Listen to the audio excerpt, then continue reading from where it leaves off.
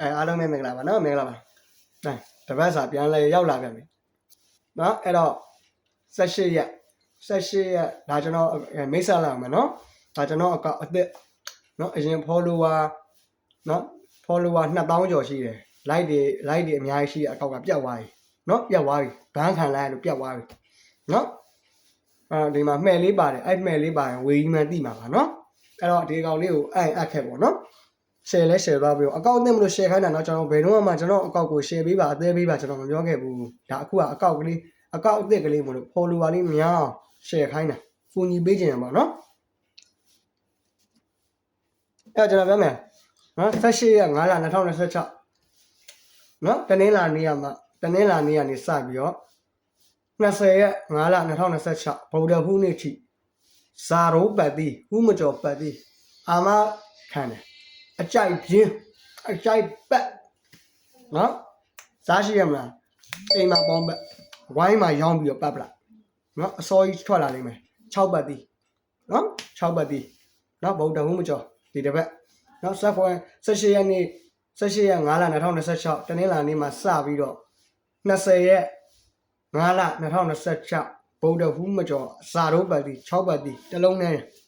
အမုန်းပြင်းထိုင်းပြင်းနေတော့နော်စောထွက်လိုက်မှတနင်္လာနေ့တန်းထွက်မလားအင်္ဂါနေ့ထွက်မလားတော့မသိဘူးဗုဒ္ဓဟူးမကျော်ဘူးနော်အဲ့လာပြောပေးတာနော်အခွေတွေပရိတ်တွေကတော့ကျွန်တော်မမခေါ်တဲ့အတွက်ကြောင့်မလို့ကျွန်တော်မပေးဘူးမတင်ဘူးနော်ချစ်အောင်တက်ရင် follower များလာရင်တော့ကျွန်တော် share ပေးနော် share ပေးတော့ follower လေးများလာပြီဆိုရင်ကိုလည်းပေးရတာပြောတယ်အော်ငါအားပေးရလူများလာပြီဆိုပြီးတော့တင်ပေးခြင်းတယ် follower နည်းတော့တင်မပေးချင်ဘူးအဲ့တော့အဲ့ဒီ follower များတာနေတာခင်ဗျားတို့ပုံမှာမူတည်တယ်နော်ဒီဗီဒီယိုလေးကို share ပေးသွားရင် follower သူကသူ auto များလာတယ်နော်အဲ့ကြရင်ကျွန်တော်တရက်စာ1ချိန်လေးလုံးမိုင်လေးတွေတင်းနေပေးမယ်နော်ရှေ့တစ်ဘက်ကကြာတာပရင်းတွေက1လေး1ချိန်ပေးတာ၄တလုံးအောင်တယ်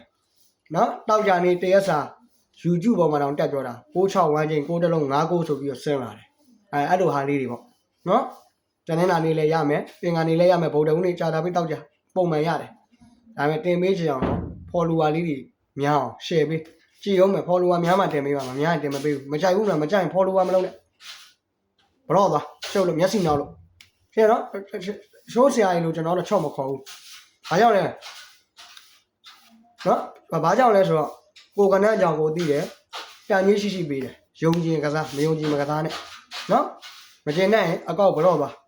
ဂိမ်းမဆိုင်ဘူးရှင်းနော်လူများဆရာတို့မျက်နှာလေးပြုံးပြလိုက်ဟီဟီအချိုတက်ပြီးခေါ်နေတယ်မှာဝေကြီးမပါဘူးဝေကြီးကြောင်းသိကျင်စုံစမ်းနော်